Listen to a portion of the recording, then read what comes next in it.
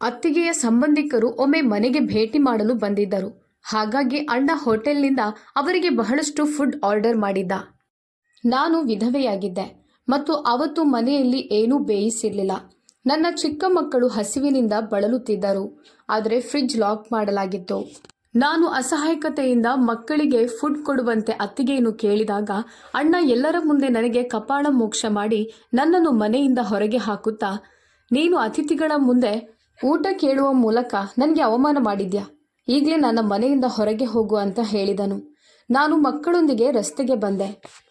ಯಾರೂ ನನಗೆ ಸಹಾಯ ಮಾಡಲು ಅಥವಾ ಭಿಕ್ಷೆ ನೀಡಲು ಸಿದ್ಧರಿರಲಿಲ್ಲ. ಕೊನೆಗೆ ಒಬ್ಬ ಕಾರು ಚಾಲಕ, ನನ್ನೊಂದಿಗೆ ರಾತ್ರಿ ಕಳೆದರೆ ನಾನು ನಿನಗೆ 5,000 ನೀಡುತ್ತೇನೆ ಅಂತ ಹೇಳಿದ. ನಾನು ಬೇರೆ ದಾರಿ ಕಾಣದೆ ಅವನ ಜೊತೆ ಹೋಗಬೇಕಾಯಿತು. ಆದರೆ ಕೋಣೆಯೊಳಗೆ ನನ್ನ ಮಕ್ಕಳು ಹಸಿವಿನಿಂದ ಅಳುತ್ತಿದ್ದರು. ಅವರ ಹಸಿವು ನನ್ನನ್ನು ಒಳಗಿನಿಂದ ಹರಿದು ಹಾಕುತ್ತಿತ್ತು. ಅಣ್ಣ 4 ಅತಿಥಿಗಳಿಗೆ 10 ಜನರ ಫುಡ್ ಆರ್ಡರ್ ಮಾಡಿದ್ದ. ಆದರೆ ಅವನ ಬಳಿ ನನ್ನ ಮುಗ್ಧ ಮಕ್ಕಳಿಗೆ ನೀಡಲು ಏನೂ ಇರಲಿಲ್ಲ. ಫ್ರಿಡ್ಜ್ ಇನ್ನೂ ಲಾಕ್ ಆಗಿತ್ತು. ನನಗೆ ಬೀಗ ಮುರಿಯೋಣವೆಂದು ಅನ್ನಿಸ್ತಿತ್ತು. ಆದರೆ ನನ್ನ ಕೈಗಳು ನಡುಗುತ್ತಿದ್ದವು. ನಮ್ಮದೇ ಮನೆಯಲ್ಲಿ ಸ್ವಂತ ಜನರಿಂದ ಗೌರವದಿಂದ ಒಂದು ಹೊತ್ತಿನ ಊಟ ಕೇಳೋದಕ್ಕೆ ಇಷ್ಟೊಂದು ಕಷ್ಟವೇಕೆ ಎಂದು ನಾನು ಯೋಚಿಸುತ್ತಲೇ ಇದ್ದೆ. ಸ್ವಂತ ಜನರೇ ಬಾಗಿಲು ಮುಚ್ಚಿದ್ರೆ ನಾನು ಎಲ್ಲಿಗೆ ಹೋಗಬೇಕು? ನಾನು ಗೋಡೆಗೆ ಒರಗಿ ನನ್ನ ಮಕ್ಕಳನ್ನು ನೋಡುತ್ತಿದ್ದೆ. ನನ್ನ ಸಣ್ಣ ಮಗು ಬಾಯಾರಿಕೆಯಿಂದ ತುಟಿ ಕಚ್ಚುತ್ತಿತ್ತು ಮತ್ತು ಹಿರಿಯ ಮಗಳು ಅತ್ತು ಕಣ್ಣು ಕೆಂಪಾಗಿಸಿಕೊಂಡಿದ್ದಳು.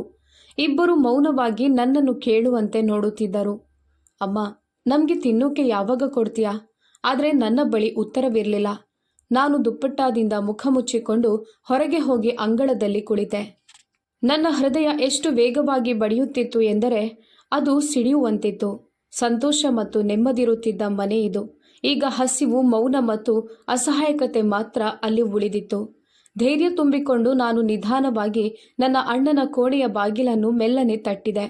ಅತ್ತಿಗೆ ಕಿರಿಕಿರಿ ಮಾಡುತ್ತಾ ಹೊರಗೆ ಬಂದು, ಈಗ ನಿನಗೆ ಏನು ಬೇಕು ಎಂದರು.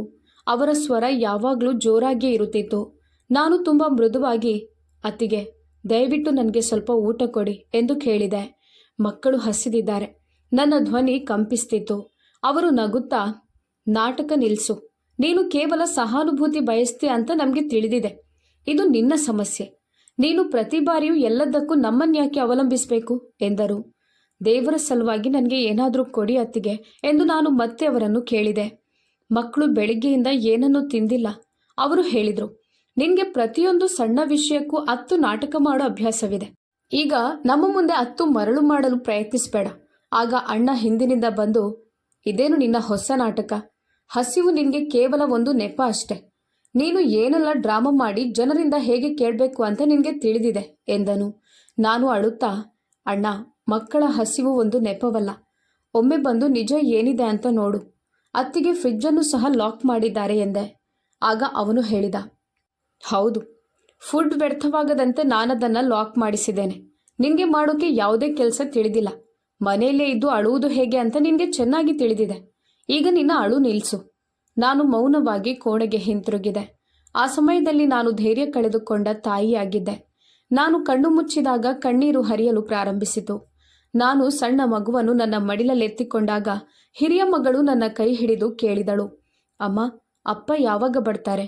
ಈ ಪ್ರಶ್ನೆ ಪ್ರತಿದಿನ ನನ್ನ ಹೃದಯವನ್ನು ಚುಚ್ಚುತ್ತಿತ್ತು ಮತ್ತು ಇಂದು ಇದಕ್ಕೆ ಉತ್ತರಿಸುವುದು ಇನ್ನೂ ಕಷ್ಟಕರವಾಗಿತ್ತು.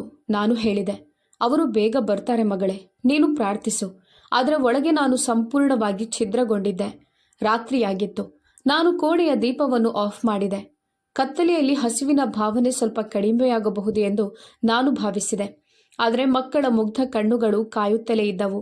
ಹಸಿವನ್ನು ಮರೆಮಾಡಲು ಅಥವಾ ಮರೆಯಲು ಅವರಿಗೆ ಸಾಧ್ಯವಾಗಲಿಲ್ಲ. ಆಗ ಅಂಗಳದಿಂದ ಶಬ್ದ ಕೇಳಿಸಿತು. ಅತ್ತಿಗೆ ಎಲ್ಲರ ಮುಂದೆ ಗದ್ದಲ ಸೃಷ್ಟಿಸಿದರು. ನಾವು ಅವಳಿಗೆ ತಿನ್ನೋಕೆ ಕೊಡ್ತಿಲ್ಲ ಅಂತ ಇವಳು ನಮ್ಮನ್ನು ದೂಷಿಸ್ತಾಳೆ. ನಾವು ಅವಳನ್ನು ಹೊಡೆದಿದ್ದೇವೆ ಅಂತ ಹೇಳಿ ಅವಳು ನಮ್ಮ ಹೆಸರನ್ನು ಹಾಳು ಮಾಡ್ತಿದ್ದಾಳೆ ಎಂದು ಅವರು ಕೂಗುತ್ತಿದ್ದರು. ನೆರೆಹೊರೆಯ ಜನರು ಗೋಡೆಗಳ ಹಿಂದಿನಿಂದ ಇಣುಕಲು ಪ್ರಾರಂಭಿಸಿದರು. ಅಣ್ಣ ಕೂಡ ಕೋಪದಿಂದ, ಸ್ವಲ್ಪ ಅತಿಯಾಯಿತು ನಿಂದು. ನೀನು ಇಲ್ಲಿರಲು ಬಯಸಿದ್ರೆ ಸರಿಯಾಗಿ ಅತ್ತಿಗೆಯೊಂದಿಗೆ ವರ್ತಿಸು, ಇಲ್ಲವಾದ್ರೆ ಈ ಮನೆಯನ್ನು ಬಿಟ್ಟು ಹೋಗು ಅಂತ ಹೇಳಿದನು. ಆಗ ನಾನು, ಇದು ನನ್ನ ತಂದೆಯ ಮನೆ, ನಾನು ಎಲ್ಲಿಗೆ ಹೋಗಬೇಕು ಎಂದು ಕಿರುಚಿದೆ.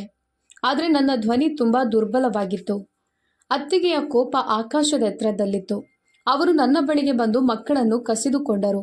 ನಾನು ಮುಂದೆ ಹೋದಾಗ ಅವರು ನನ್ನನ್ನು ತಳ್ಳಿದರು. ಮಗು ನೆಲದ ಮೇಲೆ ಬಿದ್ದಿತು. ಆಗ ನನ್ನ ಹೃದಯ ನೋವಿನಿಂದ ಚೀರಾಡಿತು. ಇನ್ನು ಸಾಕು ಎಂದು ನಾನು ನಿರ್ಧರಿಸಿದೆ. ಮಕ್ಕಳನ್ನು ನನ್ನ ಸೀರೆಯ ಸೆರಗಿನ ಚೀಲದಲ್ಲಿ ಕೂಡಿಸಿಕೊಂಡು ಬಾಗಿಲು ತೆರೆದೆ. ರಾತ್ರಿಯ ಕತ್ತಲೆ ನನ್ನನ್ನು ಅಪ್ಪಿಕೊಳ್ಳುತ್ತಿತ್ತು. ಆದರೆ ಅಣ್ಣ ಇಷ್ಟೆಲ್ಲ ದೃಶ್ಯವನ್ನು ನೋಡಿದ ನಂತರವೂ ಮೌನವಾಗಿದ್ದ. ನಾನು ರಸ್ತೆಗೆ ಕಾಲಿಟ್ಟಾಗ ನೆಲವು ನನ್ನನ್ನು ಬಿಟ್ಟು ಹೋದಂತೆ ಭಾಸವಾಯಿತು. ನಾನು ಒಂದು ಕಾಲದಲ್ಲಿ ಆಭರಣಗಳನ್ನು ಧರಿಸಿ ಹೆಮ್ಮೆಯಿಂದ ಕಾರಿನಲ್ಲಿ ಕುಳಿತುಕೊಳ್ಳುತ್ತಿದ್ದೆ. ಆದರೆ ಇಂದು ನನ್ನನ್ನು ನನ್ನ ಸ್ವಂತ ಅಣ್ಣ ಮನೆಯಿಂದ ಬರಿಗಾಲಿನಲ್ಲಿ ಪುಟ್ಟ ಮಕ್ಕಳೊಂದಿಗೆ ಬೀದಿಗೆ ತಳ್ಳಿದ್ದ. ರಸ್ತೆಯಲ್ಲಿ ಕುಳಿತಿದ್ದ ನಾನು ಮಕ್ಕಳನ್ನು ತಬ್ಬಿಕೊಂಡೆ. ರಸ್ತೆಯ ಚಳಿ ನನ್ನ ಪಾದಗಳಿಗೆ ಪ್ರವೇಶಿಸುತ್ತಿತ್ತು ಮತ್ತು ಮಕ್ಕಳು ಜ್ವರದಿಂದ ಉರಿಯುತ್ತಿದ್ದರು. ಸಂಜೆ ಕತ್ತಲಾಗಿತ್ತು, ಆದರೆ ಬೆಳಗಿನ ಅನುಭವವಿರಲಿಲ್ಲ. ಹಾದು ಹೋಗುವ ವಾಹನಗಳು ನಮ್ಮನ್ನು ಕಸದಂತೆ ನೋಡುತ್ತಿದ್ದವು. ನಾವು ಈ ಲೋಕಕ್ಕೆ ಹೊರೆಯಾಗಿರುವಂತೆ. ಜನರು ಹಾದು ಹೋದರು, ಆದರೆ ಯಾರೂ ಗಮನ ಹರಿಸಲಿಲ್ಲ. ನಾನವರಿಗೆ ಏನನ್ನೂ ನೀಡಿರಲಿಲ್ಲ. ನಾನು ಮಕ್ಕಳನ್ನು ಬಟ್ಟೆಯಿಂದ ಮುಚ್ಚಲು ಪ್ರಯತ್ನಿಸಿದೆ, ಆದರೆ ಆ ಬಟ್ಟೆಯು ನನ್ನ ಕಣ್ಣೀರಿನಿಂದ ಒದ್ದೆಯಾಗಿತ್ತು. ಆಗ ಒಬ್ಬ ಬಸ್ ಚಾಲಕ ಬಸ್ ನಿಲ್ಲಿಸಿ, ಅಕ್ಕ, ಇಲ್ಲಿ ಕುಳಿತುಕೊಳ್ಬೇಡ, ಪೊಲೀಸರು ನಿಮ್ಮನ್ನು ಬಂಧಿಸ್ತಾರೆ ಅಂತ ಗದರಿಸುವ ಸ್ವರದಲ್ಲಿ ಹೇಳಿದನು. ನಾನು ಕಣ್ಣು ತಗ್ಗಿಸಿ ಮೌನವಾಗಿದ್ದೆ. ಮಕ್ಕಳು ಸ್ವಲ್ಪ ಹೊತ್ತು ಮಲಗಿದರು. ನಾನವರ ಹಣೆಯ ಮೇಲೆ ಕೈಯಿಟ್ಟಾಗ ಅವರು ಬೆವರಿನಿಂದ ತೊಯ್ದಿದ್ದರು. ಹಸಿವು, ಜ್ವರ ಮತ್ತು ಆಯಾಸ ಅವರ ದೇಹವನ್ನು ಮುರಿದಿತ್ತು. ನನಗೆ ಯಾರಿಂದಲೂ ಸಹಾಯ ಕೇಳಲು ಸಾಧ್ಯವಾಗಲಿಲ್ಲ. ನಾನು ಸುಮ್ಮನೆ ನೆಲದ ಮೇಲೆ ಕುಳಿತಿದ್ದೆ.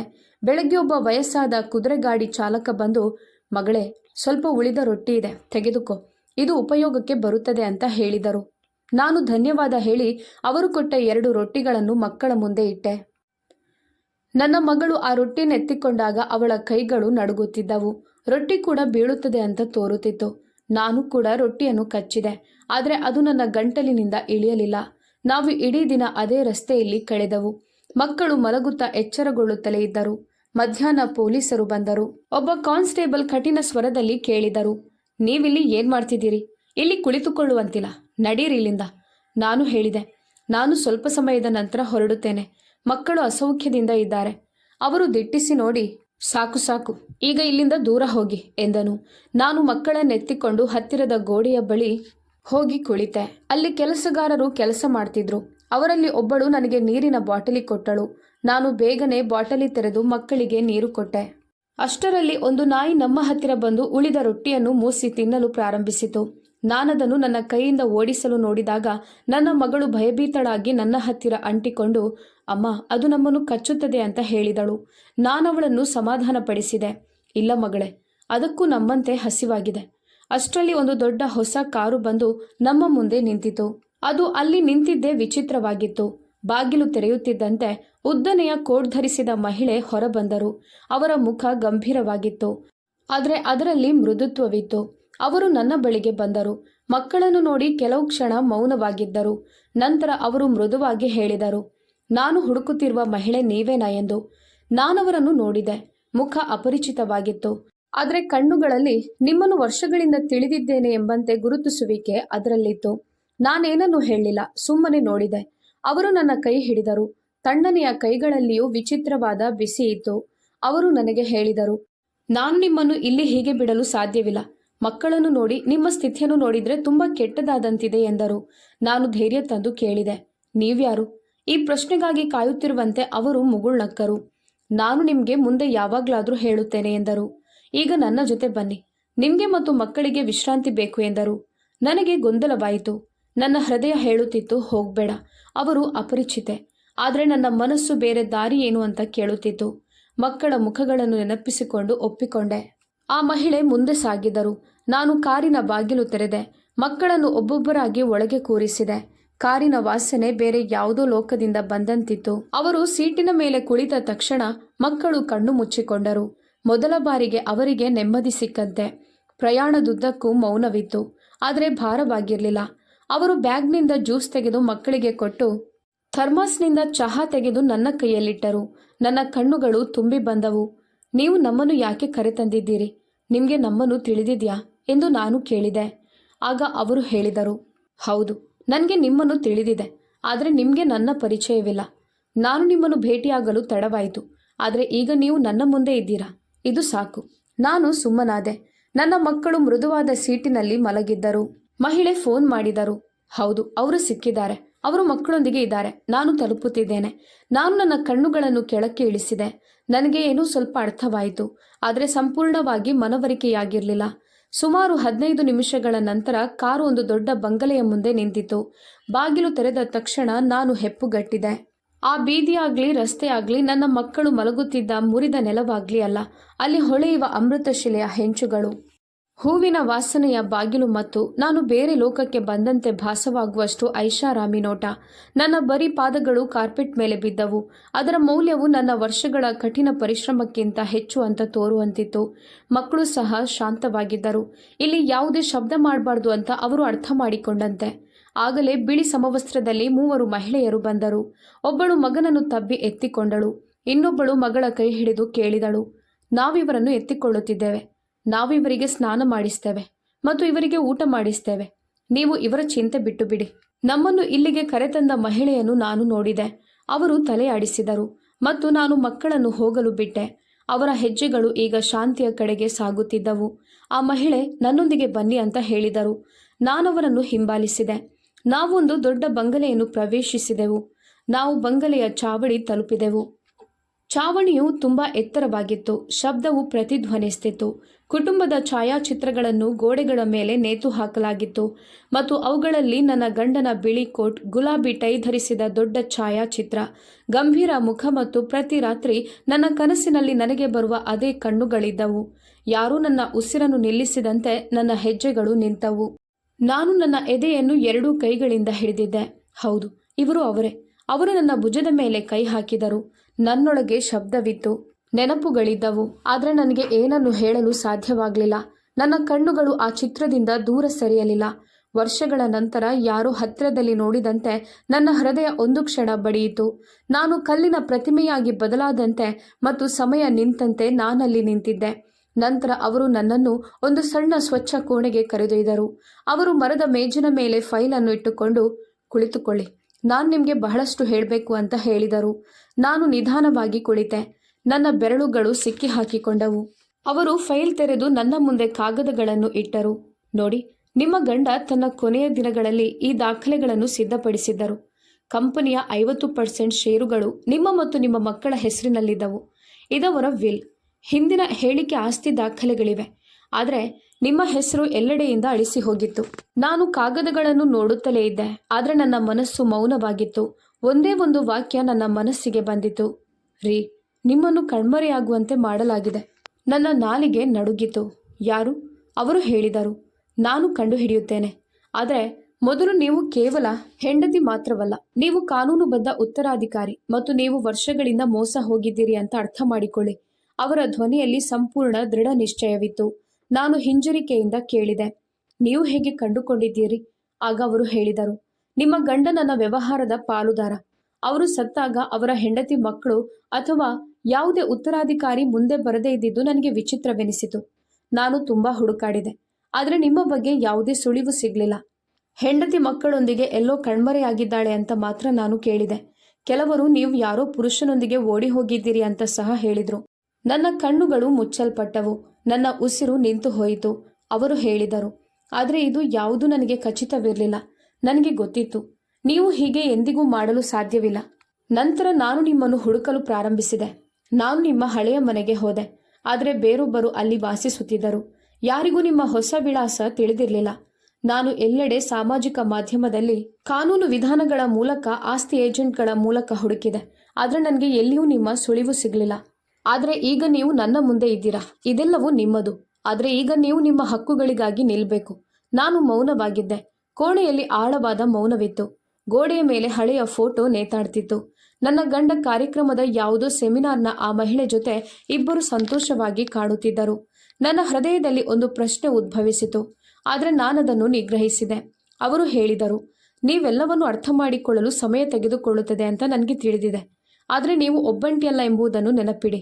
ನಾನು ಸಣ್ಣ ಧ್ವನಿಯಲ್ಲಿ ಹೇಳಿದೆ, ನನ್ನ ಪ್ರಪಂಚವು ಕೊನೆಗೊಂಡಿದೆ ಅಂತ ನನಗೆ ಅನ್ನಿಸ್ತಿತ್ತು. ನಾನು ಕೇವಲ ಜೀವಂತ ಶವದಂತಿದ್ದೆ. ಆಗ ಅವರು ಮೃದುವಾಗಿ ಉತ್ತರಿಸಿದರು, ಇಲ್ಲ, ನೀವು ಕೇವಲ ಯಾರದೋ ಒಬ್ಬರ ಆಸ್ತಿಯಲ್ಲ, ನೀವು ನೀವಾಗಿಯೇ ಇದ್ದೀರಾ. ಈಗ ನಿಮಗಾಗಿ ಮತ್ತು ನಿಮ್ಮ ಮಕ್ಕಳಿಗಾಗಿ ಬದುಕುವ ಸಮಯ. ಆ ರಾತ್ರಿ ನನಗೆ ನಿದ್ರೆ ಬರಲಿಲ್ಲ. ಮಕ್ಕಳು ಗಾಢ ನಿದ್ರೆಯಲ್ಲಿ ಶಾಂತಿಯುತವಾಗಿ ನಿದ್ರಿಸುತ್ತಿದ್ದರು. ಆದರೆ ನಾನು ಎಚ್ಚರವಾಗಿಯೇ ಇದ್ದೆ. ಛಾವಣಿಯತ್ತ ನೋಡುತ್ತಾ ಅದೇ ಫೈಲ್, ಆ ಫೋಟೋಗಳು, ಆ ಮಹಿಳೆಯ ಧ್ವನಿ ಮತ್ತು ಎಲ್ಲಕ್ಕಿಂತ ಹೆಚ್ಚಾಗಿ ಆ ಸತ್ಯ ನನ್ನ ಮನಸ್ಸಿನಲ್ಲಿ ಸುತ್ತುತ್ತಲೇ ಇತ್ತು. ವರ್ಷಗಳ ಕಾಲ ನನ್ನಿಂದ ಮರೆಮಾಡಲ್ಪಟ್ಟ ಸತ್ಯ. ನಾನು ಬಯಸಿದ್ರೆ ಆ ರಾತ್ರಿಯೇ ಆ ಮಹಿಳೆಯಿಂದ ಎಲ್ಲವನ್ನೂ ಕೇಳಬಹುದಿತ್ತು. ಆದರೆ ಬೆಳಗ್ಗೆ ಏನು ಹೊರಬರಲಿದೆಯೋ ಅದು ನನ್ನ ಜೀವನವನ್ನು ಸಂಪೂರ್ಣವಾಗಿ ಬದಲಾಯಿಸುತ್ತದೆ ಮತ್ತು ನಾನು ಜಾಗೃತವಾಗಿರಬೇಕು ಅಂತ ನನಗೆ ತಿಳಿದಿದ್ದರಿಂದ ನಾನು ನನ್ನನ್ನು ನಿಲ್ಲಿಸಿದೆ. ಮರುದಿನ ನಾನವರೊಂದಿಗೆ ಉಪಹಾರ ಸೇವಿಸಿದೆ. ಮಕ್ಕಳು ಮೊದಲ ಬಾರಿಗೆ ದೂರು ನೀಡದೆ ತಿಂಡಿ ಮಾಡಿದರು. ಆ ಸ್ಥಳ, ಆ ಪಾತ್ರೆಗಳು, ಆ ಕೆಲಸದಾಳು ಎಲ್ಲವೂ ನನಗೆ ಕನಸೆಂಬಂತೆ ವಿಚಿತ್ರವಾಗಿತ್ತು. ಆದರೆ ನಾನದನ್ನು ಸತ್ಯವೆಂದು ನಂಬುವಂತಾಯಿತು. ಯಾಕಂದ್ರೆ ಈಗ ನನಗೆ ಸುಳ್ಳುಗಳನ್ನು ಸಹಿಸಿಕೊಳ್ಳುವ ಧೈರ್ಯವಿರಲಿಲ್ಲ. ಬೆಳಗ್ಗೆ 10 ಗಂಟೆಗೆ ಆ ಮಹಿಳೆ ಮತ್ತೆ ನನ್ನ ಕೋಣೆಗೆ ಬಂದರು. ಈ ಬಾರಿ ಅವರ ಕೈಯಲ್ಲಿ ಫೈಲ್ ಇತ್ತು. ಅವರು ಕೇಳಿದರು, ನೀವು ಸಿದ್ಧರಿದ್ದೀರಾ? ನಾನು ತಲೆಯಾಡಿಸಿ ಹೇಳಿದೆ, ಹೌದು. ಈಗ ಸತ್ಯವನ್ನು ಕೇಳಲು ಯಾವುದೇ ಸಿದ್ಧತೆ ಅಗತ್ಯವಿಲ್ಲ. ನಾವಿಬ್ಬರು ಮತ್ತೆ ಅವರ ಕಚೇರಿ ಕೋಣೆಯಲ್ಲಿ ಕುಳಿತೆವು. ಅವರು ಫೈಲ್ ತೆರೆದು ಕಾಗದವನ್ನು ತೋರಿಸಿದರು. ಇದು ವಿಮಾ ಪಾಲಿಸಿ. ನಿಮ್ಮ ಗಂಡ ತೆಗೆದುಕೊಂಡಿದ್ದಾರೆ. ಅದರಲ್ಲಿ ನಿಮ್ಮ ಹೆಸರು ಬರೆಯಲಾಗಿದೆ ಮತ್ತು ನಿಮ್ಮ ಮಕ್ಕಳ ಹೆಸರುಗಳನ್ನು ಸಹ ಉಲ್ಲೇಖಿಸಲಾಗಿದೆ. ನಾನು ಕಾಗದವನ್ನು ನೋಡಿದೆ. ನಿಜಕ್ಕೂ ನನ್ನ ಹೆಸರು ಮತ್ತು ಮಕ್ಕಳ ಗುರುತನ್ನು ಪ್ರತಿ ಸಾಲಿನಲ್ಲೂ ಬರೆಯಲಾಗಿದೆ. ನಂತರ ಅವರು ಇನ್ನೊಂದು ಕಾಗದವನ್ನು ತೆಗೆದುಕೊಂಡು, ಇದು ಒಂದು ಕ್ಲೈಮ್ ಫಾರ್ಮ್, ದಯವಿಟ್ಟು ಇಲ್ಲಿ ಯಾರ ಸಹಿ ಇದೆ ಅಂತ ನೋಡಿ ಅಂತ ಹೇಳಿದರು. ನಾನು ಬಾಗಿ ನೋಡಿದೆ. ಆಗ ನನ್ನ ಉಸಿರು ನಿಂತು ಹೋಯಿತು. ಅದು ನನ್ನ ಅಣ್ಣನ ಸಹಿ ಮತ್ತು ನನ್ನ ಸ್ಥಳದಲ್ಲಿ ನಕಲಿ ಸಹಿಯನ್ನು ಹಾಕಲಾಗಿತ್ತು. ಅವರು ವಿವರಿಸಿದರು, ನಿಮ್ಮ ಗಂಡನ ಮರಣದ ನಂತರ ಅವರು ಅವರ ಎಲ್ಲ ವ್ಯವಹಾರಗಳನ್ನು ವಹಿಸಿಕೊಂಡ್ರು. ಅವರು ನಿಮ್ಮ ಹಳೆಯ ಮನೆಯನ್ನು ಮಾರಿದ್ರು. ಕೆಲವು ಪರಿಚಯಸ್ಥರ ಮೂಲಕ ಅವರು ನಿಮ್ಮನ್ನು ಕಾಣೆಯಾಗಿದ್ದೀರಿ ಅಂತ ಪೊಲೀಸ್ ವರದಿಯಲ್ಲಿ ತೋರಿಸಿದ್ರು. ಮರಣೋತ್ತರ ಛಾಯಾಚಿತ್ರಗಳನ್ನು ತೆಗೆದುಕೊಳ್ಳಲಾಯಿತು. ಸಾವಿನ ಬಗ್ಗೆ ಯಾವುದೇ ತನಿಖೆಯೂ ಇರಲಿಲ್ಲ. ಎಲ್ಲವನ್ನೂ ಆತುರದಿಂದ ಸಮಾಧಿ ಮಾಡಲಾಯಿತು. ನಿಮ್ಮ ಗಂಡನೊಂದಿಗೆ ನಿಮ್ಮ ಅಸ್ತಿತ್ವವನ್ನು ನಾಶ ಮಾಡಲಾಗಿತ್ತು. ನಾನು ಆಶ್ಚರ್ಯದಿಂದ ಕೇಳಿದೆ, ಪೊಲೀಸರು ಇದನ್ನೆಲ್ಲ ಹೇಗೆ ನಂಬಿದ್ರು? ಆಗ ಅವರು ಉತ್ತರಿಸಿದ್ರು, ಅವರು ತಮ್ಮ ಪ್ರಭಾವ ಮತ್ತು ಹಣದಿಂದ ಎಲ್ಲರ ಬಾಯಿ ಮುಚ್ಚಿಸಿದ್ರು. ನಂತರ ಅವರು ಹೇಳಿದ್ರು, ನಾವು ವಿಮಾ ಕಂಪನಿಯಲ್ಲಿ ವಿಚಾರಿಸಿದೆವು. ಅಲ್ಲಿಂದ ಎಲ್ಲ ಹಣವನ್ನು ಹಿಂಪಡೆಯಲಾಗಿದೆ ಅಂತ ತಿಳಿದು ಬಂದಿತು. ನಾವು ಪ್ರಶ್ನೆಗಳನ್ನೆತ್ತಿದಾಗ ನಮ್ಮನ್ನು ದಾರಿ ತಪ್ಪಿಸಲಾಯಿತು. ನಾನು ಸಣ್ಣ ಧ್ವನಿಯಲ್ಲಿ ಕೇಳಿದೆ, ಮೊತ್ತ ಎಷ್ಟು? ಅವರು ನಿರಾಳವಾಗಿ ಉತ್ತರಿಸಿದರು, ಸುಮಾರು 4 ಕೋಟಿ. ಇದನ್ನು ಕೇಳಿ ನನ್ನ ಪಾದಗಳ ಕೆಳಗೆ ನೆಲ ಜಾರಿತು. ನಾನು ನನ್ನ ಮಕ್ಕಳನ್ನು ಒಂದು ಹೊತ್ತಿನ ಊಟಕ್ಕಾಗಿ ಹಾತೊರೆಯುವಂತೆ ಮಾಡುತ್ತಲೇ ಇದ್ದೆ. ಆದರೆ ಅವರು ತುಂಬ ಸಂಪತ್ತನ್ನು ಅನುಭವಿಸುತ್ತಲೇ ಇದ್ದರು. ಅವರು ಫೈಲ್ನಿಂದ ಬ್ಯಾಂಕ್ ಸ್ಟೇಟ್ಮೆಂಟ್ ಅನ್ನು ಸಹ ಹೊರತೆಗೆದು, ನಿಮ್ಮ ಗಂಡನ ಸೆಟಲ್ಮೆಂಟ್ ಮೊತ್ತ ಬಂದಿರುವ ಖಾತೆ ಇದೆ. ಕೆಲವೇ ದಿನಗಳಲ್ಲಿ ಎಲ್ಲ ಹಣವನ್ನು ಹಿಂಪಡೆಯಲಾಗಿದೆ. ಈ ಖಾತೆ ನಿಮ್ಮ ಹೆಸರಿನಲ್ಲಿತ್ತು. ಆದರೆ ವಿಳಾಸವನ್ನು ಬದಲಾಯಿಸಲಾಗಿದೆ. ನಿಮ್ಮ ನಕಲಿ ಸಹಿಯನ್ನು ಹಾಕಲಾಗಿದೆ. ಈಗ ಈ ಖಾತೆಯ ಯಾವುದೇ ದಾಖಲೆಯನ್ನು ನಿಮ್ಮ ಗುರುತಿನ ಸಂಖ್ಯೆಗೆ ಲಿಂಕ್ ಮಾಡಲಾಗಿಲ್ಲ. ನಾನು ಬಹಳಷ್ಟು ಶ್ರಮದಿಂದ ಇದೆಲ್ಲವನ್ನು ಕಂಡುಕೊಂಡೆ ಅಂತ ಹೇಳಿದರು. ಇದೆಲ್ಲವನ್ನು ಕೇಳಿ ನಾನು ಕುರ್ಚಿಯ ಮೇಲೆ ಒರಗಿದೆ. ಕೋಣೆ ತಿರುಗುತ್ತಿರುವಂತೆ ಭಾಸವಾಯಿತು. ಪ್ರತಿಯೊಂದು ಫೈಲ್, ಪ್ರತಿಯೊಂದು ದಾಖಲೆ ನನ್ನ ದೇಹವನ್ನು ಇರಿದಂತೆ ಭಾಸವಾಯಿತು. ನಾನು ನಡುಗುತ್ತಾ ಕೇಳಿದೆ, ನನ್ನ ಗಂಡನ ಕಂಪನಿಯ ಪ್ರಕರಣ ಇನ್ನೂ ನಡೆಯುತ್ತಿದೆಯೇ? ಅವರು ಉತ್ತರಿಸಿದರು, ಅದರ ಷೇರುಗಳು ನಿಮ್ಮ ಮತ್ತು ಮಕ್ಕಳ ಹೆಸರಿನಲ್ಲಿವೆ. ಕಾನೂನು ಹಕ್ಕು ಮಾತ್ರ ಉಳಿದಿದೆ. ನಿಮ್ಮ ಗಂಡನ ವ್ಯವಹಾರ ಪಾಲುದಾರಳಾಗಿರೋದ್ರಿಂದ ನನಗೆ ಎಲ್ಲವನ್ನೂ ತಡೆಯಲು ಸಾಧ್ಯವಾಗಲಿಲ್ಲ. ಆದರೆ ನಾನು ಎಂದಿಗೂ ಪ್ರಯತ್ನಿಸುವುದನ್ನು ನಿಲ್ಲಿಸಲಿಲ್ಲ. ಅವರು ಇನ್ನೂ ಹೇಳಿದರು, ಜನರು ನಾನಾ ಕಥೆಗಳನ್ನು ಕಟ್ಟಿ ಹೇಳ್ತಿದ್ರು. ಕೆಲವರು ನೀವು ಯಾರೊಂದಿಗೋ ಓಡಿ ಹೋಗಿದ್ದೀರಿ ಅಂತ ಹೇಳ್ತಿದ್ರು. ಕೆಲವರು ನಿಮ್ಮ ಗಂಡನೇ ನಿಮ್ಮನ್ನು ಹೊರಗೆ ಹಾಕಿದ್ದಾರೆ ಅಂತ ಹೇಳ್ತಿದ್ರು. ವಕೀಲರೊಬ್ಬರು ಹೇಳಿದ್ದು, ಅಂಥ ಮಹಿಳೆಯರು ಹಣಕ್ಕಾಗಿ ಏನು ಬೇಕಾದರೂ ಮಾಡಬಹುದು ಅಂತ. ಆ ಸಮಯದಲ್ಲಿ ನನ್ನ ಕೈಗಳು ಕೋಪದಿಂದ ಗಟ್ಟಿಯಾಗಿ ಬಿಗಿದವು. ಮೊದಲ ಬಾರಿಗೆ ನನಗೆ ನನ್ನ ಮೇಲೆ ಕೋಪ ಬಂತು. ಆದರೆ ಆ ಕೋಪವು ಕಣ್ಣೀರಿನಲ್ಲಿ ವ್ಯಕ್ತವಾಗಲಿಲ್ಲ. ಬದಲಾಗಿ ನನ್ನ ಹೃದಯದಲ್ಲಿ ವ್ಯಕ್ತವಾಗಿತ್ತು. ನಾನೀಗ ಸುಮ್ಮನಿರುವುದಿಲ್ಲ ಅಂತ ನಿರ್ಧರಿಸಿದೆ. ಅವರು ಮುಗುಳ್ನಗುತ್ತಾ ಹೇಳಿದರು, ನೀವು ಹೀಗೆ ಹೇಳ್ತೀರಾ ಅಂತ ನನಗೆ ತಿಳಿದಿತ್ತು. ಅದಕ್ಕಾಗಿ ನಾನು ಎಲ್ಲವನ್ನೂ ಸಿದ್ಧವಾಗಿಟ್ಟುಕೊಂಡಿದ್ದೇನೆ. ನಾಳೆಯಿಂದ ನಾವು ಕಾನೂನು ಹೋರಾಟವನ್ನು ಪ್ರಾರಂಭಿಸುತ್ತೇವೆ. ಆದರೆ ಅದಕ್ಕೂ ಮೊದಲು ನೀವು ನಿಮ್ಮ ಗುರುತು ಮತ್ತು ಮಕ್ಕಳ ದಾಖಲೆಗಳನ್ನು ಮತ್ತೆ ಮಾಡಿಸಿಕೊಳ್ಬೇಕು. ನಾನು ದೃಢವಾಗಿ ಹೇಳಿದೆ, ನಾನು ಸಿದ್ಧ. ಈಗ ನನ್ನ ಮಕ್ಕಳ ಭವಿಷ್ಯವು ಅಪಾಯದಲ್ಲಿದೆ ಮತ್ತು ನಾನು ಅವರ ಹಕ್ಕುಗಳನ್ನು ಪಡೆಯುತ್ತೇನೆ. ಅವರು ನನ್ನ ಕೈ ಹಿಡಿದು, ಈ ಯುದ್ಧವನ್ನು ನಾವು ಒಟ್ಟಿಗೆ ಹೋರಾಡೋಣ ಎಂದು ಹೇಳಿದರು. ಆ ಕ್ಷಣದಲ್ಲಿ ಈ ಮಹಿಳೆ ಕೇವಲ ಪಾಲುದಾರಳಲ್ಲ, ಆದರೆ ಯುದ್ಧದಲ್ಲಿ ನನ್ನ ಒಡನಾಡಿ ಅಂತ ನನಗೆ ಅನ್ನಿಸ್ತು. ಇದು ನನ್ನ ಕಣ್ಣಲ್ಲಿ ನೀರು ತರಿಸಿತು. ಆದರೆ ಮೊದಲ ಬಾರಿಗೆ ಅದು ದೌರ್ಬಲ್ಯದ ಸಂಕೇತವಲ್ಲ, ಬದಲಾಗಿ ಶಕ್ತಿಯ ಸಂಕೇತವಾಗಿತ್ತು. ನನ್ನ ಹೆಸರು, ನನ್ನ ಗುರುತು ಮತ್ತು ನನ್ನ ಧ್ವನಿಯನ್ನು ಮರಳಿ ಪಡೆಯಲು ನಾನು ಪ್ರತಿಜ್ಞೆ ಮಾಡಿದೆ. ಈಗ ನನ್ನ ಪ್ರತಿ ಉಸಿರು ಮತ್ತು ಪ್ರತಿ ಹೆಜ್ಜೆಯೂ ಯುದ್ಧವಾಗಿತ್ತು. ಮೊದಲನೆಯದಾಗಿ ಮಕ್ಕಳನ್ನು ಸುರಕ್ಷಿತವಾಗಿರಿಸಲಾಯಿತು. ಅವರನ್ನು ಮನೆಯ ಪ್ರತ್ಯೇಕ ಭಾಗದಲ್ಲಿ ಇರಿಸಲಾಗಿತ್ತು. ಅಲ್ಲಿ ಒಬ್ಬ ನರ್ಸ್, ಮನಃಶಾಸ್ತ್ರಜ್ಞ ಮತ್ತು ಶಿಕ್ಷಕರು ಆರೈಕೆ ಮಾಡ್ತಿದ್ರು. ಅವರ ಆರೋಗ್ಯ, ಸರಿಯಾದ ಆಹಾರ, ಮಾನಸಿಕ ಶಾಂತಿ ಮತ್ತು ಶಿಕ್ಷಣಕ್ಕಾಗಿ ವ್ಯವಸ್ಥೆಗಳನ್ನು ಮಾಡಲಾಯಿತು. ಇದಾದ ನಂತರ ನಾನು ನನ್ನನ್ನು ಬದಲಾಯಿಸಿಕೊಳ್ಳಲು ಪ್ರಾರಂಭಿಸಿದೆ. ಮೊದಲ ಕೆಲಸವೆಂದರೆ ಕಾನೂನು ದಾಖಲೆಗಳನ್ನು ಪುನಃಸ್ಥಾಪಿಸುವುದು. ನಾನು ಕಚೇರಿಗೆ ಹೋದೆ. ಗುರುತಿನ ಚೀಟಿಯನ್ನು ಮತ್ತೆ ಮಾಡಿಸಿಕೊಂಡೆ. ಮಕ್ಕಳ ಫಾರ್ಮ್ಗಳು ಮತ್ತು ನನ್ನ ಗಂಡನ ಮೂಲ ಮರಣ ಪ್ರಮಾಣ ಪತ್ರವನ್ನು ಪಡೆದುಕೊಂಡೆ. ಇದೆಲ್ಲವೂ ಸುಲಭವಾಗಿರಲಿಲ್ಲ, ಆದರೆ ಅವರ ತಂಡ ಎಲ್ಲೆಡೆ ನನ್ನೊಂದಿಗಿತ್ತು. ಪ್ರತಿ ಸಹಿ, ಪ್ರತಿ ಬೆರಳಚ್ಚು, ಪ್ರತಿ ಛಾಯಾಚಿತ್ರ ನನ್ನನ್ನು ಮತ್ತೆ ಜೀವಂತಗೊಳಿಸುತ್ತಿತ್ತು.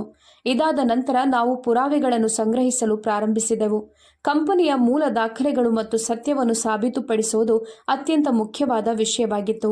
ಇದರಲ್ಲಿ ಹಳೆಯ ಅಕೌಂಟೆಂಟ್, ವಿಮಾ ಕಂಪನಿಯ ನಿವೃತ್ತ ಅಧಿಕಾರಿ ಮತ್ತು ಸ್ಥಳೀಯ ಕೆಲವು ಪರಿಚಯಸ್ಥರಿಂದ ನಮಗೆ ಸಹಾಯ ಸಿಕ್ಕಿತು. ಈ ಸಮಯದಲ್ಲಿ ನಾವು ಪ್ರಕಾಶ್ ಅವರನ್ನು ಕಂಡುಕೊಂಡೆವು. ಅವರು ನನ್ನ ಗಂಡನ ಚಾಲಕರಾಗಿದ್ದರು ಮತ್ತು ವರ್ಷಗಳ ಕಾಲ ಕಾಣೆಯಾಗಿದ್ದರು. ಅವರು ಬಂದು ಹೇಳಿದರು, ಅಕ್ಕ, ನಾನದನ್ನು ನನ್ನ ಕಣ್ಣಿನಿಂದಲೇ ನೋಡಿದೆ. ಆ ಸಹಿಗಳು ನಿಮ್ಮದಲ್ಲ. ಎಲ್ಲವೂ ನನ್ನ ಮುಂದೆಯೇ ನಡೆಯಿತು. ನಾನು ಸತ್ಯವನ್ನು ಹೇಳಿದರೆ ನನ್ನ ಕುಟುಂಬಕ್ಕೆ ಹಾನಿಯಾಗುತ್ತದೆ ಅಂತ ನನಗೆ ಬೆದರಿಕೆ ಹಾಕಲಾಯಿತು. ಆದ್ದರಿಂದ ನಾನು ಮೌನವಾಗಿದ್ದೆ. ನಾವು ಅವರ ಸಾಕ್ಷ್ಯವನ್ನು ದಾಖಲಿಸಿಕೊಂಡೆವು. ನಂತರ ನಾವು ಅತ್ಯಂತ ಸೂಕ್ಷ್ಮವಾದ ಹೆಜ್ಜೆ ಇಟ್ಟೆವು. ಅತ್ತಿಗೆಯ ಕಾಲ್ ರೆಕಾರ್ಡಿಂಗ್. ಅವರು ಆಗಾಗ್ಗೆ ಸಂಜೆ ತನ್ನ ಗಂಡನೊಂದಿಗೆ ಫೋನ್ನಲ್ಲಿ ಮಾತನಾಡ್ತಿದ್ರು. ನಮ್ಮ ತಂಡದ ತಜ್ಞರು ತಮ್ಮ ಕೆಲಸದವನಿಂದ ಹಳೆಯ ಸಂಖ್ಯೆಯನ್ನು ಪಡೆದು ಆ ಸಂಖ್ಯೆಗೆ ಕರೆ ಮಾಡಿದರು. ಆ ಕರೆಯನ್ನು ಸಾಫ್ಟ್ವೇರ್ ಸಹಾಯದಿಂದ ರೆಕಾರ್ಡ್ ಮಾಡಲಾಯಿತು. ಅದರಲ್ಲಿಂದು ಅತ್ತಿಗೆಯನ್ನು ಕೇಳಲಾಯಿತು, ನೀವು ಫ್ರಿಡ್ಜ್ಗೆ ಯಾಕೆ ಲಾಕ್ ಮಾಡಿದ್ದೀರಿ? ಅತ್ತಿಗೆಯ ಧ್ವನಿ ಬಂದಿತು. ನಾನು ಬಾಗಿಲು ಲಾಕ್ ಮಾಡದಿದ್ದರೆ ಆ ಮಹಿಳೆ ಎಂದಿಗೂ ಮನೆಯಿಂದ ಹೊರಗೆ ಹೋಗುತ್ತಿರಲಿಲ್ಲ ಅಂತ ನಮಗೆ ತಿಳಿದಿತ್ತು. ಹಸಿದ ತಾಯಿ ತನ್ನ ಮಕ್ಕಳಿಗಾಗಿ ತಲೆಬಾಗುತ್ತಾಳೆ ಮತ್ತು ನಾವು ಅವಳನ್ನು ಹೊರಗೆ ಹಾಕಬೇಕಾಗಿತ್ತು. ಈಗ ಅವಳು ಹೋಗಿದ್ದಾಳೆ ಮತ್ತು ನಾವು ಶಾಂತಿಯುತವಾಗಿ ಬದುಕುತ್ತಿದ್ದೇವೆ. ಈಗ ನಾವು ಅವಳ ಸಂಪತ್ತನ್ನು ಆನಂದಿಸುತ್ತೇವೆ ಅಂತ ಅತ್ತಿಗೆ ಹೇಳಿದರು.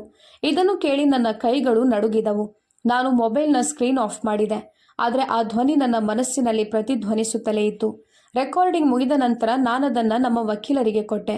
ಇದು ಯಾರೂ ನಿರಾಕರಿಸಲಾಗದಷ್ಟು ಪುರಾವೆಯಾಗಿತ್ತು, ಯಾಕಂದರೆ ಅದವರ ಸ್ವಂತ ಬಾಯಿಂದ ಬರುತ್ತಿದ್ದ ಸತ್ಯ. ಮರುದಿನ ನಾನು ನನ್ನ ಅಣ್ಣನಿಗೆ ವರ್ಷಗಳ ನಂತರ ಮೊದಲ ಬಾರಿಗೆ ಕರೆ ಮಾಡಿದೆ.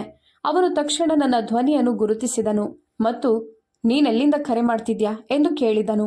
ನಾನು ಉತ್ತರಿಸಿದೆ, ನೀವು ನನ್ನನ್ನು ತೊಡೆದು ಹಾಕಲು ಪ್ರಯತ್ನಿಸಿದ ಅದೇ ಸ್ಥಳದಿಂದ. ಆದರೆ ನಾನು ಬದುಕುಳಿದೆ ಮತ್ತು ಈಗ ನನಗೆ ಎಲ್ಲವೂ ತಿಳಿದಿದೆ. ವಿಮಾ ಹಣ, ನಕಲಿ ಸಹಿ ಮತ್ತು ಫ್ರಿಡ್ಜ್ನ ಬೀಗ, ಎಲ್ಲವೂ. ಅವನು ಕೋಪದಿಂದ ಹೇಳಿದನು, ನೀನೇನು ಅಸಂಬದ್ಧವಾಗಿ ಮಾತನಾಡ್ತಿದ್ಯಾ? ಯಾರ ಮಾತು ಕೇಳಿ ನೀನು ಇದನ್ನೆಲ್ಲ ಹೇಳ್ತಿದ್ಯಾ? ನಾನು ದೃಢವಾಗಿ ಹೇಳಿದೆ, ನನ್ನ ಬಳಿ ಪುರಾವೆಗಳಿವೆ ಮತ್ತು ಕಾನೂನು ಕ್ರಮಗಳು ಪ್ರಾರಂಭವಾಗಿವೆ. ಈಗ ನಿಮ್ಮ ಭವಿಷ್ಯ ನ್ಯಾಯಾಲಯ ನಿರ್ಧರಿಸುತ್ತದೆ.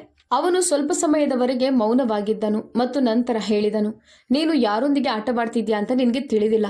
ನಾನು ಕರೆಯ ಸಂಪರ್ಕ ಕಡಿತಗೊಳಿಸಿ ನನ್ನೊಳಗೆ ಯೋಚಿಸಿದೆ. ಒಬ್ಬ ತಾಯಿ ನ್ಯಾಯಕ್ಕಾಗಿ ನಿಂತಾಗ ಯಾವುದೇ ಪಿತೂರಿ ಅವಳ ಮುಂದೆ ನಿಲ್ಲಲು ಸಾಧ್ಯವಿಲ್ಲ. ಮರುದಿನ ಬೆಳಿಗ್ಗೆ ಭದ್ರತಾ ಸಿಬ್ಬಂದಿ ವಾಹನವೊಂದು ಗೇಟ್ಗೆ ಬಲವಂತವಾಗಿ ಪ್ರವೇಶಿಸಲು ಪ್ರಯತ್ನಿಸುತ್ತಿದೆ ಅಂತ ತಿಳಿಸಿದ್ರು. ಕ್ಯಾಮೆರಾದಲ್ಲಿ ಅದು ನನ್ನ ಅಣ್ಣ ಮತ್ತು ಅವನೊಂದಿಗೆ ಇನ್ನೊಬ್ಬ ವ್ಯಕ್ತಿ ಇದ್ದಾನೆ ಅಂತ ಸ್ಪಷ್ಟವಾಗಿ ತೋರಿಸಿತ್ತು. ಭದ್ರತಾ ಸಿಬ್ಬಂದಿ ಅವರನ್ನು ತಡೆದು ಪೊಲೀಸರಿಗೆ ಮಾಹಿತಿ ನೀಡಿದರು. ಪೊಲೀಸರು ಬಂದ ತಕ್ಷಣ ಇಬ್ಬರನ್ನು ಬಂಧಿಸಲಾಯಿತು. ಮಕ್ಕಳ ಬಟ್ಟೆಗಳು, ಆಟಿಕೆ ಮತ್ತು ಶಾಲಾ ಚೀಲಗಳನ್ನು ಅವರಿಂದ ವಶಪಡಿಸಿಕೊಳ್ಳಲಾಯಿತು. ಇದು ಕೇವಲ ವದಂತಿಗಳನ್ನು ಹರಡಲು ಮತ್ತು ಹೆದರಿಸಲು ಮಾಡಿದ ತಂತ್ರವಾಗಿತ್ತು. ನಾನು ನಡುಗಿದೆ, ಆದರೆ ಒಳಗಿನಿಂದ ಬಲಶಾಲಿಯಾಗಿದ್ದೆ. ಮೊದಲು ಪ್ರತಿಯೊಂದು ಗಾಯವನ್ನು ಮುರಿಯುತ್ತಿದ್ದ ಮಹಿಳೆ ಈಗ ಪ್ರತಿಯೊಂದು ಗಾಯವನ್ನು ಆಯುಧವನ್ನಾಗಿ ಪರಿವರ್ತಿಸಿದ್ದೆ. ಇದರ ನಂತರ ನಾವು ನ್ಯಾಯಾಲಯದಲ್ಲಿ ಎಲ್ಲಾ ಪುರಾವೆಗಳನ್ನು ಪ್ರಸ್ತುತಪಡಿಸಿದ್ದೇವೆ. ರೆಕಾರ್ಡಿಂಗ್ಗಳು, ಹಣಕಾಸಿನ ದಾಖಲೆಗಳು, ನಕಲಿ ವಿಮಾ ದಾಖಲೆಗಳು ಮತ್ತು ಮಕ್ಕಳ ಪಾಲನೆಗೆ ಸಂಬಂಧಿಸಿದ ಪುರಾವೆಗಳು. ಮೊದಲ ವಿಚಾರಣೆಯಲ್ಲಿ ನ್ಯಾಯಾಧೀಶರು ಹೇಳಿದರು, ಇದು ಕೇವಲ ಆಸ್ತಿಯ ಪ್ರಕರಣವಲ್ಲ, ಇದೊಂದು ಮಹಿಳೆ, ತಾಯಿ ಮತ್ತು ಹೆಂಡತಿಯ ಗುರುತು. ಆ ದಿನ ನ್ಯಾಯಾಲಯದ ಬಾಗಿಲು ತೆರೆದ ತಕ್ಷಣ ನ್ಯಾಯವು ಖಂಡಿತವಾಗಿಯೂ ನಮ್ಮ ಮನೆ ಬಾಗಿಲಿಗೆ ತಲುಪುತ್ತಿದೆ ಎಂಬ ಭರವಸೆ ನಮಗೆ ಉಂಟಾಯಿತು. ನಾನು ಸರಳವಾದ ಬಿಳಿ ಉಡುಪನ್ನು ಧರಿಸಿದ್ದೆ. ಅದು ಭರವಸೆಯ ಬೆಳಕಾಗಿತ್ತು. ನನ್ನ ಪಕ್ಕದಲ್ಲಿ ನಿಂತಿದ್ದ ಮಹಿಳೆ ಹೇಳಿದರು, ಇಂದು ನೀವು ಕೇವಲ ಸಾಕ್ಷಿಯಲ್ಲ, ಈ ಇಡೀ ಕಥೆಯ ಕೇಂದ್ರ ಬಿಂದು. ನಿಮ್ಮ ಸತ್ಯವು ಎಲ್ಲವನ್ನು ಬದಲಾಯಿಸಬಹುದು. ನಾನು ನನ್ನ ಹೃದಯದಲ್ಲಿ ಪ್ರಾರ್ಥಿಸುತ್ತಾ ನ್ಯಾಯಾಲಯದ ಬಾಗಿಲನ್ನು ಪ್ರವೇಶಿಸಿದೆ. ಒಳಗೆ ವಾತಾವರಣ ಗಂಭೀರವಾಗಿತ್ತು. ಗೋಡೆಗಳ ಮೇಲಿನ ಮರದ ಅಲಂಕಾರಗಳು ಮತ್ತು ನ್ಯಾಯಾಧೀಶರ ಕುರ್ಚಿ ಎಲ್ಲವೂ ತೀರ್ಪಿಗಾಗಿ ಕಾಯುತ್ತಿರುವಂತೆ ತೋರುತ್ತಿತ್ತು. ನನ್ನ ಅಣ್ಣ ಮತ್ತು ಅತ್ತಿಗೆ ಈಗಾಗಲೇ ಹಾಜರಿದ್ದರು. ಅವರ ಮುಖಗಳಲ್ಲಿ ಈಗ ಯಾವುದೇ ಗತ್ತು ಇರಲಿಲ್ಲ. ನನ್ನ ಅಣ್ಣನ ಮುಖವು ಮಸುಕಾಗಿತ್ತು ಮತ್ತು ಅತ್ತಿಗೆ ಪದೇ ಪದೇ ತನ್ನ ಸೆರಗನ್ನು ಸರಿಹೊಂದಿಸುತ್ತಿದ್ದಳು. ಅವಳು ಏನನ್ನೋ ಮರೆಮಾಡಲು ಬಯಸುತ್ತಿರುವಂತೆ. ನ್ಯಾಯಾಧೀಶರು ಕೋಣೆಗೆ ಪ್ರವೇಶಿಸಿದರು.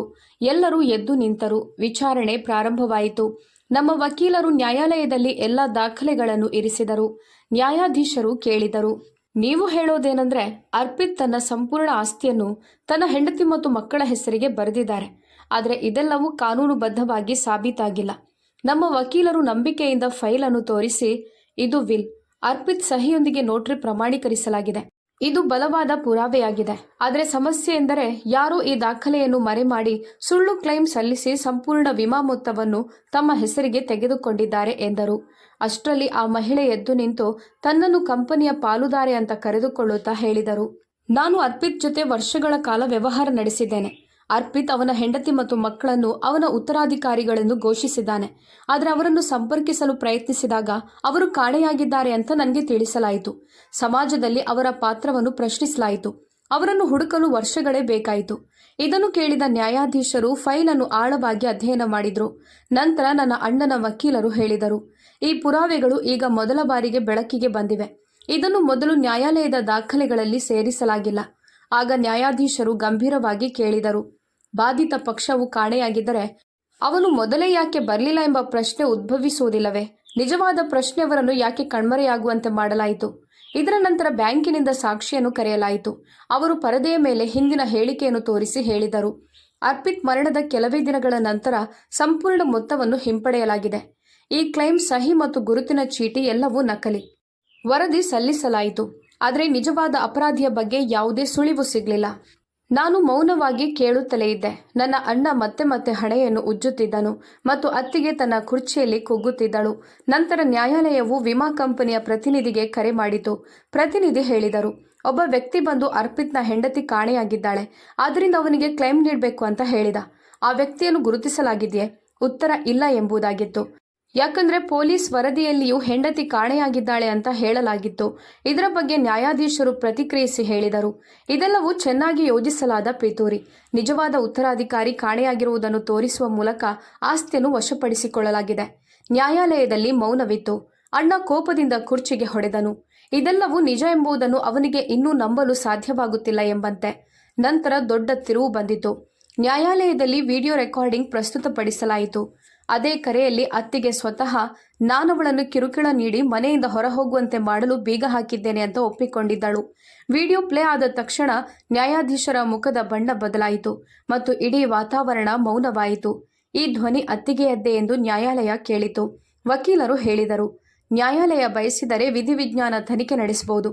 ಇದನ್ನೆಲ್ಲ ಕೇಳಿದ ನ್ಯಾಯಾಧೀಶರು ಹೇಳಿದರು, ಇದು ಕೇವಲ ಸಾಧಾರಣ ಪ್ರಕರಣವಲ್ಲ, ಬದಲಾಗಿ ಯೋಜಿತ ಪಿತೂರಿ ಮತ್ತು ಮಾನವೀಯತೆಯ ವಿರುದ್ಧ ನಡೆದ ಅಪರಾಧ. ಅಂತಿಮವಾಗಿ ನಮ್ಮ ವಕೀಲರು ಅರ್ಪಿತ್ ಅವರ ಮರಣೋತ್ತರ ಪರೀಕ್ಷೆಯ ವರದಿಯನ್ನು ಮಂಡಿಸಿದರು. ಅದರಲ್ಲಿ ಹೊಸ ವಿಷಯಗಳು ದಾಖಲಾಗಿದ್ದವು. ದೇಹದಲ್ಲಿ ವಿಷದ ಸೌಮ್ಯ ಲಕ್ಷಣಗಳು ಮತ್ತು ಅಪರಿಚಿತ ಇಂಜೆಕ್ಷನ್ ಗುರುತು. ನಮ್ಮ ತನಿಖೆಯಲ್ಲಿ ತಿಳಿದು ಬಂದಿತು, ಅರ್ಪಿತ್ ಸಾವಿಗೆ ಕೆಲವೇ ದಿನಗಳ ಮೊದಲು ಕಂಪನಿಯ ಲೆಕ್ಕಪತ್ರಗಾರನೊಂದಿಗೆ ಜಗಳವಾಡಿದ್ದರು. ನ್ಯಾಯಾಲಯವು ಲೆಕ್ಕಪತ್ರಗಾರನನ್ನು ಕರೆದು ವಿಚಾರಿಸಿದಾಗ ಅವರು ಒಪ್ಪಿಕೊಂಡರು. ನಾನು ಒತ್ತಡಕ್ಕೊಳಗಾಗಿದ್ದೆ. ಕಂಪನಿಯ ಷೇರು ದಾಖಲೆಗಳಲ್ಲಿ ಬದಲಾವಣೆಗಳನ್ನು ಮಾಡಲು ಮತ್ತು ಅರ್ಪಿತ್ನ ಸಹಿ ಮಾದರಿಗಳನ್ನು ನಿರ್ದಿಷ್ಟ ವ್ಯಕ್ತಿಗೆ ಕಳುಹಿಸಲು ಒತ್ತಾಯಿಸಲಾಯಿತು. ಆರಂಭದಲ್ಲಿ ಇದು ಕೇವಲ ಆಂತರಿಕ ಒಪ್ಪಂದ ಎಂದು ಭಾವಿಸಿದ್ದೆ. ಆದರೆ ನಂತರ ಸತ್ಯವು ಬೇರೇನೂ ಆಗಿ ಬದಲಾಯಿತು. ಅವರ ಸಾಕ್ಷ್ಯವು ಇಡೀ ಪ್ರಕರಣ ದಿಕ್ಕನ್ನು ಬದಲಾಯಿಸಿತು. ನ್ಯಾಯಾಲಯದ ಕೋಣೆಯಲ್ಲಿ ಆಳವಾದ ಮೌನವಿತ್ತು. ಯಾವುದೇ ದೊಡ್ಡ ಬಹಿರಂಗಪಡಿಸುವಿಕೆಯ ಮೊದಲು ನಡೆಯುವ ಅದೇ ಮೌನ. ಪ್ರತಿಯೊಂದು ಗೋಡೆ, ಪ್ರತಿಯೊಂದು ಕುರ್ಚಿ ಮತ್ತು ಪ್ರತಿಯೊಂದು ಕಣ್ಣು ಹೊಸ ಸತ್ಯಕ್ಕಾಗಿ ಕಾಯುತ್ತಿತ್ತು. ಹಲವು ದಿನಗಳ ಸಾಕ್ಷಿಗಳು ಮತ್ತು ಪುರಾವೆಗಳೊಂದಿಗೆ ನಾವು ಬಲವಾದ ಪ್ರಕರಣವನ್ನು ದಾಖಲಿಸಿದ್ದೆವು. ಈಗ ಮುಖದ ಮೇಲೆ ಕಡಿಮೆ ಗೊಂದಲ ಮತ್ತು ಹೆಚ್ಚಿನ ವಿಶ್ವಾಸವಿತ್ತು. ನ್ಯಾಯಾಧೀಶರ ಬಳಿಗೆ ಹೋದಾಗ ಮತ್ತು ನಾವು ಅಂತಿಮ ವಾದದತ್ತ ಸಾಗುತ್ತಿದ್ದೆವು. ಆ ದಿನ ನನಗಾಗಿ ಎಲ್ಲವನ್ನೂ ಮಾಡಿದ ಮಹಿಳೆ ನ್ಯಾಯಾಲಯವನ್ನು ಪ್ರವೇಶಿಸಿದರು. ಆದರೆ ಈ ಬಾರಿ ಅವರು ಒಬ್ಬಂಟಿಯಾಗಿರಲಿಲ್ಲ. ಅವರೊಂದಿಗೆ ಬಿಳಿ ಬಟ್ಟೆ ಧರಿಸಿದ ಒಬ್ಬ ವ್ಯಕ್ತಿ ನರ್ಸ್ ಸಹಾಯದಿಂದ ನಿಧಾನವಾಗಿ ನಡೆಯುತ್ತಿದ್ದರು. ಅವರ ನಡಿಗೆಯಲ್ಲಿ ದೌರ್ಬಲ್ಯ ಗೋಚರಿಸುತ್ತಿತ್ತು. ಅವರು ದೀರ್ಘ ಅನಾರೋಗ್ಯ ಮತ್ತು ನೋವಿನಿಂದ ಬಳಲಿದಂತೆ ಇದ್ದರು.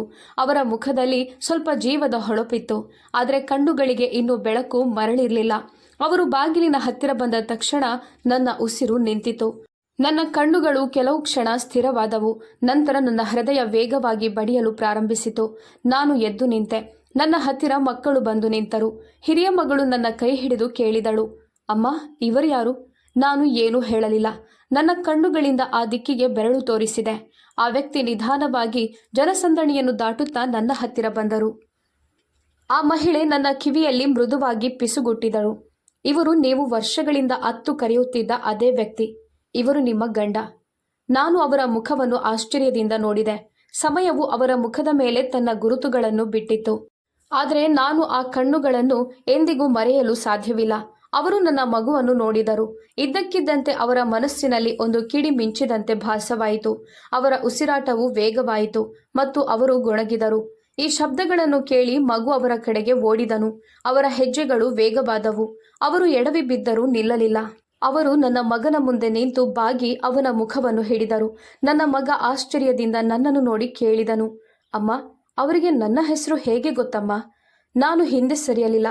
ಮುಂದೆ ಸಾಗಿ ಸಣ್ಣ ಧ್ವನಿಯಲ್ಲಿ ಹೇಳಿದೆ, ಇವರು ನಿಮ್ಮ ಅಪ್ಪ ಕಂದ. ಎಲ್ಲವೂ ಅವರಿಗೆ ಅರ್ಥವಾದಂತೆ ನನ್ನ ಧ್ವನಿಯನ್ನು ಕೇಳಿ ಅವರು ಆಘಾತಕ್ಕೊಳಗಾದರು. ಅವರ ಕಣ್ಣುಗಳಿಂದ ಕಣ್ಣೀರು ಹರಿಯಲು ಪ್ರಾರಂಭಿಸಿತು ಮತ್ತು ನಾನು ಕೇಳಿದೆ, ನೀವು ಜೀವಂತವಾಗಿದ್ದೀರಾ? ನೀವು ನಮ್ಮನ್ನು ಬಿಟ್ಟು ಹೊರಟು ಹೋಗಿದ್ದೀರಿ ಅಂತ ನಾನು ಭಾವಿಸಿದ್ದೆ. ಇದನ್ನು ಹೇಳಿದ ತಕ್ಷಣ ಅವರು ನನ್ನನ್ನು ತಬ್ಬಿಕೊಂಡರು. ಅವರ ತೋಳುಗಳು ದುರ್ಬಲವಾಗಿದ್ದವು, ಆದರೆ ಅವರ ಚೈತನ್ಯ ಜೀವಂತವಾಗಿತ್ತು. ಕಳೆದು ಹೋದ ಹಕ್ಕಿ ತನ್ನ ಗೂಡಿಗೆ ಹಿಂತಿರುಗಿದಂತೆ ನಾನವರನ್ನು ಗಟ್ಟಿಯಾಗಿ ಹಿಡಿದಿದ್ದೆ. ಮಕ್ಕಳು ಸಹ ನಮ್ಮ ಕಾಲುಗಳನ್ನು ತಬ್ಬಿಕೊಂಡರು. ಮೊದಲ ಬಾರಿಗೆ ನನ್ನ ಮಗ ತುಂಬಾ ಬಿಗಿಯಾಗಿ ತಬ್ಬಿಕೊಳ್ಳುವುದನ್ನು ನಾನು ನೋಡಿದೆ. ಅವನು ಜೋರಾಗಿ ಕಿರುಚುತ್ತಿದ್ದನು, ಅಪ್ಪ, ಅಪ್ಪ. ನ್ಯಾಯಾಲಯದಲ್ಲಿ ಸಂಪೂರ್ಣ ಮೌನವಿತ್ತು. ನ್ಯಾಯಾಧೀಶರು ಸಹ ಈ ದೃಶ್ಯವನ್ನು ನೋಡುತ್ತಿದ್ದರು. ತಮ್ಮ ಕುರ್ಚಿಯಿಂದ ಮುಂದಕ್ಕೆ ಬಾಗಿ ಯಾರೂ ಯಾವುದೇ ಪ್ರಶ್ನೆಗಳನ್ನು ಕೇಳಲಿಲ್ಲ. ಅವರ ಮರಳುವಿಕೆ ಯಾವುದೇ ಸಾಕ್ಷ್ಯಕ್ಕಿಂತ ಹೆಚ್ಚು ಮುಖ್ಯ ಅಂತ ಎಲ್ಲರೂ ಅರಿತುಕೊಂಡಂತೆ ತೋರುತ್ತಿತ್ತು. ನಂತರ ಆ ಮಹಿಳೆ ನ್ಯಾಯಾಧೀಶರನ್ನು ನೋಡಿ ಈ ವ್ಯಕ್ತಿಗೆ ತನ್ನ ಹೇಳಿಕೆಯನ್ನು ನೀಡಲು ಅನುಮತಿ ಕೇಳಿದರು. ನ್ಯಾಯಾಧೀಶರು ಒಪ್ಪಿದರು ಮತ್ತು ಅರ್ಪಿತ್ಗೆ ಕುರ್ಚಿ ನೀಡಲಾಯಿತು. ಅವರು ಕಣ್ಣುಗಳನ್ನು ಮೇಲಕ್ಕೆತ್ತಿ ನಿಧಾನವಾಗಿ ಮಾತನಾಡಲು ಪ್ರಾರಂಭಿಸಿದರು. ನನ್ನ ಹೆಸರು ಅರ್ಪಿತ್. ನಾನು ಈ ಕಂಪನಿಯ CEO ಆಗಿದ್ದೆ. ನಾನು ಸತ್ತಿದ್ದೇನೆ ಅಂತ ಎಲ್ರಿಗೂ ನಂಬಿಸಲಾಯಿತು. ಆದರೆ ಸತ್ಯವಂದ್ರೆ ನಾನು ಜೀವಂತವಾಗಿದ್ದೆ. ನನ್ನ ಸಾವು ಅಪಘಾತವಲ್ಲ, ಪಿತೂರಿ. ನನ್ನ ಸ್ವಂತ ಜನರು ನನ್ನನ್ನು ಕೊಲ್ಲಲು ಇಂಜೆಕ್ಷನ್ ನೀಡಿದರು. ಇದರಿಂದ ನನ್ನ ಸ್ಮರಣೆಯ ಮೇಲೆ ಪರಿಣಾಮ ಬೀರಿತು. ನಾನು ಹಲವಾರು ವಾರಗಳ ಕಾಲ ಪ್ರಜ್ಞಾಹೀನ ಸ್ಥಿತಿಯಲ್ಲಿದ್ದೆ. ನ್ಯಾಯಾಧೀಶರು ಕೇಳಿದರು, ಆ ಜನರು ಯಾರು ಅಂತ ನಿಮಗೆ ನೆನಪಿದ್ಯಾ? ಅರ್ಪಿತ್ ತಲೆಬಾಗಿಸಿ ಹೇಳಿದರು, ಅವರು ನನ್ನ ಅಳಿಯ ಮತ್ತು ಅವರ ಪತ್ನಿ. ಇದನ್ನು ಕೇಳಿ ನ್ಯಾಯಾಲಯದಲ್ಲಿ ಸ್ಫೋಟ ಸಂಭವಿಸಿತು. ನ್ಯಾಯಾಧೀಶರು ಪೆನ್ನು ಕೆಳಗೆ ಇಳಿಸಿದಾಗ ಎಲ್ಲರ ಕಣ್ಣುಗಳು ಅಣ್ಣ ಮತ್ತು ಅತ್ತಿಗೆಯ ಮೇಲೆ ನೆಟ್ಟಿದ್ದವು. ಇಬ್ಬರೂ ತಮ್ಮ ಕುರ್ಚಿಗಳ ಮೇಲೆ ಗಟ್ಟಿಯಾಗಿ ಕುಳಿತರು. ಅತ್ತಿಗೆ ತನ್ನ ಕೈಗಳನ್ನು ಮಡಚಲು ಪ್ರಯತ್ನಿಸಿದರು. ಆದರೆ ನ್ಯಾಯಾಧೀಶರು ತಕ್ಷಣ ಮಧ್ಯ ಪ್ರವೇಶಿಸಿ ಹೇಳಿದರು, ನ್ಯಾಯಾಲಯದಲ್ಲಿ ಇಂಥ ಕೃತ್ಯವನ್ನು ಸಹಿಸಲಾಗೋದಿಲ್ಲ. ಅರ್ಪಿತ್ ಮುಂದುವರಿಸಿದರು, ನನ್ನನ್ನು ಖಾಸಗಿ ಚಿಕಿತ್ಸಾಲಯದಲ್ಲಿ ಇರಿಸಲಾಗಿತ್ತು. ಅಲ್ಲಿ ನನ್ನ ಎಲ್ಲ ದಾಖಲೆಗಳನ್ನು ಕಣ್ಮರೆಯಾಗಿಸಿ ನನ್ನ ಬಗ್ಗೆ ಸುಳ್ಳು ಸುದ್ದಿಗಳನ್ನು ಹರಡಲಾಯಿತು. ಕೆಲವು ಉದ್ಯೋಗಿಗಳು ನನ್ನ ಮೇಲೆ ಕರುಣೆ ತೋರಿ ನಂತರ ಸಾಮಾಜಿಕ ಸಂಘಟನೆಯ ಮೂಲಕ ನನ್ನ ಪಾಲುದಾರಿಗೆ ಮಾಹಿತಿ ನೀಡಿದರು. ದೀರ್ಘ ಚಿಕಿತ್ಸೆಯ ನಂತರ ನನ್ನ ಮಕ್ಕಳ ಧ್ವನಿಯನ್ನು ಕೇಳಲು ಸಾಧ್ಯವಾದ ತಕ್ಷಣ ನನ್ನ ಎಲ್ಲ ನೆನಪುಗಳು ಮರಳಿದವು. ಅದನ್ನು ಕೇಳಿ ನಾನು ಕಣ್ಣೀರಿನ ಕಣ್ಣುಗಳಿಂದ ತಲೆಯಾಡಿಸಿ ಹೃದಯದಲ್ಲಿ ದೇವರಿಗೆ ಧನ್ಯವಾದ ಹೇಳುತ್ತಿದ್ದೆ. ನಾನು ದೇವರಿಂದ ನ್ಯಾಯವನ್ನು ಮಾತ್ರ ಕೇಳಿದ್ದೆ, ಆದರೆ ಅವನು ನನ್ನ ಗಂಡನನ್ನು ನನಗೆ ಹಿಂದಿರುಗಿಸಿದನು. ನ್ಯಾಯಾಧೀಶರು ಸ್ವಲ್ಪ ಸಮಯದವರೆಗೆ ವಿಚಾರಣೆಯನ್ನು ನಿಲ್ಲಿಸಿದರು. ಇದರಿಂದ ನಾವು ನಮ್ಮನ್ನು ಶಾಂತಗೊಳಿಸಿಕೊಳ್ಳಲಿ ಅಂತ ಅವರು ಬಯಸಿದ್ದರು. ನಾವು ಹೊರಬಂದ ತಕ್ಷಣ ಮಾಧ್ಯಮಗಳು ಪ್ರಶ್ನೆಗಳ ಸುರಿಮಳೆ ಸುರಿಸಿದವು. ಆದರೆ ಆ ಮಹಿಳೆ ಎಲ್ಲರಿಗೂ ಮೌನವಾಗಿರಲು ಸೂಚಿಸಿ ಹೇಳಿದರು, ಇಂದು ನಾವು ಮೌನವಾಗಿ ಕೃತಜ್ಞರಾಗಿರುತ್ತೇವೆ. ಹೆಂಡತಿ ನ್ಯಾಯವನ್ನು ಕೇಳಿದಳು ಮತ್ತು ಅವಳು ತನ್ನ ಹಕ್ಕನ್ನು ಪಡೆದುಕೊಂಡಳು. ಈಗ ಕಾನೂನು ಮಾತನಾಡುತ್ತದೆ. ನನ್ನ ಗಂಡನನ್ನು ಭದ್ರತೆಯೊಂದಿಗೆ ಕಾರಿನಲ್ಲಿ ಕರೆದೊಯ್ಯಲಾಯಿತು. ಮಕ್ಕಳು ಅವರ ಕೈ ಹಿಡಿದೇ ಇದ್ದರು. ಮಗಳು ಮತ್ತೆ ಎಲ್ಲೋ ಹೋಗಬಹುದೆಂಬ ಭಯದಿಂದ ಅಪ್ಪನ ಶರ್ಟನ್ನು ಗಟ್ಟಿಯಾಗಿ ಹಿಡಿದಿದ್ದಳು. ಮಗ ಅವರೊಂದಿಗೆ ಹೆಜ್ಜೆ ಹೆಜ್ಜೆಗೂ ನಡೆಯುತ್ತಿದ್ದನು. ವರ್ಷಗಳ ನಷ್ಟವು ಈ ಕೆಲವು ಗಂಟೆಗಳಲ್ಲಿ ಸರಿದೂಗಿಸಲ್ಪಟ್ಟಂತೆ ನಾವೆಲ್ಲರೂ ಅವರ ಜೊತೆ ನಮ್ಮ ಮನೆಗೆ ಮರಳಿದೆವು. ನಿನ್ನೆಯವರೆಗೂ ಕೇವಲ ಕಾಗದದ ಮೇಲೆ ಮಾತ್ರ ಇದ್ದ ಅದೇ ಮನೆ ಇಂದು ಅದು ನಿಜವಾಗಿಯೂ ನಮ್ಮದೇ ಎಂದು ಭಾಸವಾಯಿತು. ಅವರನ್ನು ಪ್ರತ್ಯೇಕ ಕೋಣೆಗೆ ಕರೆದುಕೊಂಡು ಹೋಗಿ ವಿಶ್ರಾಂತಿ ಪಡೆಯಲು ವ್ಯವಸ್ಥೆ ಮಾಡಲಾಯಿತು. ನಾನವರ ಕೈ ಹಿಡಿದು ರಾತ್ರಿ ಇಡೀ ಕುಳಿತಿದ್ದೆ. ಇದನ್ನೆಲ್ಲ ನೀನು ಹೇಗೆ ಸಹಿಸಿಕೊಳ್ತಿದ್ದಿ? ಅವರು ನನ್ನನ್ನು ಕೇಳಿದರು. ನಾನು ಹೇಳಿದೆ, ಯಾಕಂದ್ರೆ ಒಂದು ದಿನ ನೀವು ಎಲ್ಲವನ್ನೂ ನೆನಪಿಸಿಕೊಳ್ತೀರಿ ಅಂತ ನನಗೆ ಖಚಿತವಾಗಿತ್ತು. ನನಗೆ ನನ್ನ ಮಕ್ಕಳು ಮತ್ತು ದೇವರ ಮೇಲೆ ನಂಬಿಕೆ ಇತ್ತು. ಅವರು ಮೌನವಾಗಿದ್ದರು. ನಂತರ ಅವರು ಹೇಳಿದರು, ಈಗ ನಾನು ಎಲ್ಲವನ್ನೂ ಸರಿಪಡಿಸುತ್ತೇನೆ. ನಾನು ಉತ್ತರಿಸಿದೆ. ಈಗ ನಾವು ಏನನ್ನೂ ಸರಿಪಡಿಸಬೇಕಾಗಿಲ್ಲ. ನಾವು ನಮ್ಮ ಮಕ್ಕಳು ಮತ್ತು ನಮ್ಮ ಸತ್ಯದೊಂದಿಗೆ ಬದುಕಬೇಕು. ಆ ಕ್ಷಣದಲ್ಲಿ ನನ್ನ ಇಡೀ ಜೀವನ ಹಿಂತಿರುಗಿದಂತೆ ನನಗೆ ಅನ್ನಿಸ್ತು. ನ್ಯಾಯಾಲಯದಲ್ಲಿ ನಡೆದದ್ದು ಕಾನೂನಿನ ಅದ್ಭುತ. ಆದರೆ ದೇವರು ನನಗಾಗಿ ಬರೆದದ್ದು ಯಾವುದೇ ನ್ಯಾಯಾಲಯದ ವ್ಯಾಪ್ತಿಯಲ್ಲಿ ಇರಲಿಲ್ಲ. ಸಂಬಂಧ ಮುರಿದು ಹೋದಾಗ ನನ್ನ ಒಂದು ಭಾಗ ಸತ್ತು ಹೋಗಿತ್ತು. ಆದರೆ ಸತ್ಯ ಜೀವಂತವಾಗಿತ್ತು ಮತ್ತು ಎಲ್ಲಕ್ಕಿಂತ ಹೆಚ್ಚಾಗಿ ನನ್ನ ಪತಿ ಜೀವಂತವಾಗಿದ್ದರು. ಈ ಮರಳುವಿಕೆ ಕೇವಲ ಒಬ್ಬ ವ್ಯಕ್ತಿಯದ್ದಲ್ಲ, ಆದರೆ ನಮ್ಮ ಜೀವನದ ಮರಳುವಿಕೆ. ನ್ಯಾಯಾಲಯದಿಂದ ಹೊರಬರುವಾಗ ನನ್ನ ಜೀವನದ ಖಾತೆಗಳು ಇತ್ಯರ್ಥಗೊಂಡಂತೆ ನನಗೆ ಅನ್ನಿಸ್ತು. ನ್ಯಾಯಾಧೀಶರು ತೀರ್ಪು ನೀಡಿದಾಗ ಎಲ್ಲ ಆಸ್ತಿ ಸಂಪನ್ಮೂಲಗಳು ಮತ್ತು ಕಂಪನಿ ಪಾಲುಗಳು ಹೆಂಡತಿ ಮತ್ತು ಮಕ್ಕಳ ಹೆಸರಿನಲ್ಲಿ ಪತ್ರಗಳನ್ನು ಮಾಡಲಾಯಿತು. ನನ್ನ ಸತ್ಯವು ಸಾಬೀತಾಯಿತು. ನಾನು ನನ್ನ ಗಂಡನ ಕೈ ಹಿಡಿದೆ. ಮಕ್ಕಳನ್ನು ನೋಡಿ ಒಳಗೆ ದೇವರಿಗೆ ಧನ್ಯವಾದ ಹೇಳಿದೆ. ಈ ನ್ಯಾಯವು ವಿಳಂಬವಾಯಿತು, ಆದರೆ ಪೂರ್ಣಗೊಂಡಿತು. ಈಗ ಆ ಮನೆ ಇನ್ನು ಮುಂದೆ ಕೇವಲ ಕಟ್ಟಡವಾಗಿರಲಿಲ್ಲ, ಬದಲಾಗಿ ಅದು ನಮ್ಮ ಆಶ್ರಯವಾಗಿತ್ತು. ಮನೆಯ ಗೋಡೆಗಳು ಮತ್ತು ಬಾಗಿಲುಗಳು ಹೇಳುತ್ತಿರುವಂತೆ ತೋರುತ್ತಿತ್ತು, ನೀವು ಹಿಂತಿರುಗಿದ್ದೀರಿ. ನನ್ನ ಪತಿ ವ್ಯವಹಾರವನ್ನು ನಿರ್ವಹಿಸಲು ಪ್ರಾರಂಭಿಸಿದರು, ಆದರೆ ಮೊದಲಿಗಿಂತ ಹೆಚ್ಚು ಸೌಮ್ಯತೆ ಮತ್ತು ಸರಳತೆಯಿಂದ. ಮಕ್ಕಳು ಸಹ ಮತ್ತೆ ಶಾಲೆಗೆ ಹೋಗಲು ಪ್ರಾರಂಭಿಸಿದರು ಮತ್ತು ಪ್ರತಿದಿನ ನನ್ನೊಂದಿಗೆ ತಮ್ಮ ದಿನದ ಘಟನೆಗಳನ್ನು ಹಂಚಿಕೊಂಡರು. ನಾನು ಅಡುಗೆ ಮನೆಯಲ್ಲಿ ನಿಂತು ಅವರ ಧ್ವನಿಯನ್ನು ಕೇಳಿದಾಗ ನನ್ನ ಹೃದಯವು ಶಾಂತಿಯಿಂದ ತುಂಬುತ್ತಿತ್ತು. ಆದರೆ ಪ್ರತಿ ರಾತ್ರಿ ಮೌನವಾದಾಗ ಅದೇ ಹಳೆಯ ಆಲೋಚನೆ ಒಳಗೆ ಎಚ್ಚರಗೊಳ್ಳುತ್ತಿತ್ತು. ಲೆಕ್ಕಪತ್ರಗಳು ಪೂರ್ಣಗೊಳ್ಳುವ ಮೊದಲು ಅದು ಎಚ್ಚರಗೊಳ್ಳುತ್ತಿತ್ತು. 6 ತಿಂಗಳುಗಳು ಕಳೆದಿವೆ. ಈ ತಿಂಗಳುಗಳಲ್ಲಿ ನಾನು ಯಾರೊಂದಿಗೂ ಮಾತನಾಡಲಿಲ್ಲ ಅಥವಾ ಯಾರ ಸುದ್ದಿಯನ್ನು ತೆಗೆದುಕೊಳ್ಳಲಿಲ್ಲ. ಆದರೆ ಒಂದು ದಿನ ನನ್ನ ಅತ್ತಿಗೆಯ ಮನೆಯಲ್ಲಿ ಕೆಲಸದವಳಾಗಿದ್ದ ರೇಖಾ ಮನೆಯ ಹೊರಗೆ ಬಂದಳು. ನಾನು ಅವಳನ್ನು ಒಳಗೆ ಕರೆದೆ. ಅವಳು ಅಸಮಾಧಾನಗೊಂಡಿದ್ದಳು ಮತ್ತು ಅವಳ ಕೈಯಲ್ಲಿ ಒಂದು ಲಕೋಟೆ ಇತ್ತು. ಏನಾಯಿತು ಎಂದು ನಾನು ಕೇಳಿದೆ. ಅವಳು ಮೃದುವಾಗಿ ಹೇಳಿದಳು, ಅಕ್ಕ, ಅವರು ತುಂಬ ಕೆಟ್ಟ ಸ್ಥಿತಿಯಲ್ಲಿದ್ದಾರೆ. ಅವರು ಸಾಲದಲ್ಲಿ ಮುಳುಗಿದ್ದಾರೆ ಮತ್ತು ಮನೆ ಮಾಲೀಕರು ಹಣ ಕೇಳಿದ್ದಾರೆ. ನೋಟಿಸ್ ನೀಡಲಾಗಿದೆ. ನಾನು ಪ್ರತಿಕ್ರಿಯಿಸಲಿಲ್ಲ. ಅವಳು ಮುಂದುವರಿಸಿಕೊಂಡು, ನಿಮ್ಮ ಅಣ್ಣ ಜೈಲಿನಲ್ಲಿದ್ದಾನೆ. ಈಗ ಅಲ್ಲಿ ಯಾವುದೇ ಬೆಂಬಲವಿಲ್ಲ. ಮಕ್ಕಳು ಶಾಲೆ ಬಿಟ್ಟಿದ್ದಾರೆ ಮತ್ತು ಅವರ ಶುಲ್ಕವನ್ನು ಪಾವತಿಸಲು ಯಾವುದೇ ವ್ಯವಸ್ಥೆ ಇಲ್ಲ. ನಾನು ಚಹಾ ಕುಡಿಯುತ್ತಾ ಮಾತನಾಡುತ್ತಿದ್ದ ಜನರು ಈಗ ಬಾಗಿಲು ತೆರೆಯುವುದಿಲ್ಲ. 3 ದಿನಗಳ ನಂತರ ನಾನು ನನ್ನನ್ನು ಹೊರಗೆ ತಳ್ಳಿದ ಅದೇ ಬಾಗಿಲಿಗೆ ತಲುಪಿದೆ. ಒಂದು ಕಾಲದಲ್ಲಿ ನನಗೆ ಅವಮಾನದ ಸಂಕೇತವಾಗಿದ್ದ ಅದೇ ಬಾಗಿಲು ಇಂದು ನನ್ನ ನಿರ್ಧಾರದ ಸಾಕ್ಷಿಯಾಗಲಿದೆ. ನಾನು ಬೆಲ್ ಬಾರಿಸಿದೆ. ಬಾಗಿಲು ತೆರೆಯಿತು ಮತ್ತು ಅತ್ತಿಗೆ ನನ್ನ ಮುಂದೆ ನಿಂತಿದ್ದರು.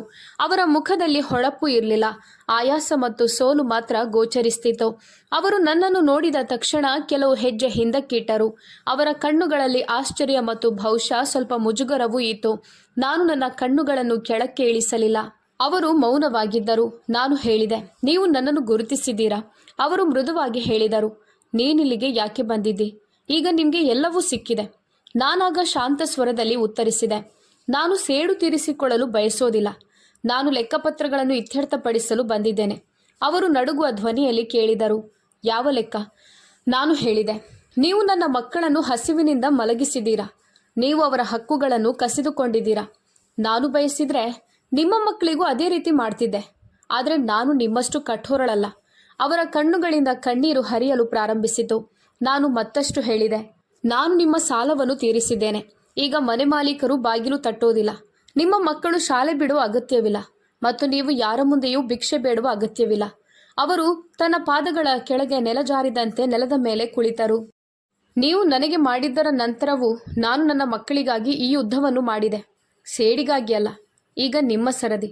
ನಿಮ್ಮ ಮಕ್ಕಳಿಗೆ ಏನಾದರೂ ಮಾಡಿ. ನೀವು ಕೆಲಸ ಹುಡುಕಿ, ಅವರಿಗೆ ಶಿಕ್ಷಣ ಕೊಡಿಸಿ. ನೀವು ಒಮ್ಮೆ ಕಸಿದುಕೊಳ್ಳಲು ಪ್ರಯತ್ನಿಸಿದ ಗೌರವವನ್ನು ಅವರಿಗೆ ಮರಳಿಕೊಡಿ. ಅವರು ತಲೆಬಾಗಿ ಅಳುತ್ತಲೇ ಇದ್ದರು. ನಾನು ಹಿಂದೆ ಸರಿದು ನನಗೆ ನಾನೇ ಹೇಳಿಕೊಂಡೆ, ಈ ಬಾಗಿಲು ಈಗ ಕೇವಲ ಒಂದು ಸ್ಥಳವಲ್ಲ, ಇದೊಂದು ಪಾಠ. ಮತ್ತು ನೀವು ನಿಮ್ಮ ಜೀವನವನ್ನು ಪಾಠವನ್ನಾಗಿ ಸ್ವೀಕರಿಸಬೇಕೇ ಹೊರತು ಶಿಕ್ಷೆಯನ್ನಾಗಿ ಅಲ್ಲ. ನಾನು ಹಿಂತಿರುಗಿದೆ. ನನ್ನ ಹೃದಯದ ಹೊರೆ ಹಗುರವಾಯಿತು. ಎಲ್ಲವೂ ಹಿಂತಿರುಗಲು ಸಾಧ್ಯವಿಲ್ಲ ಅಂತ ನನಗೆ ತಿಳಿದಿತ್ತು. ಆದರೆ ಒಂದು ವಿಷಯ ಖಚಿತವಾಗಿತ್ತು. ನನ್ನ ಆತ್ಮಸಾಕ್ಷಿಯ ಮುಂದೆ ನಾನು ತಲೆ ಎತ್ತಿ ನಿಂತಿದ್ದೇನೆ.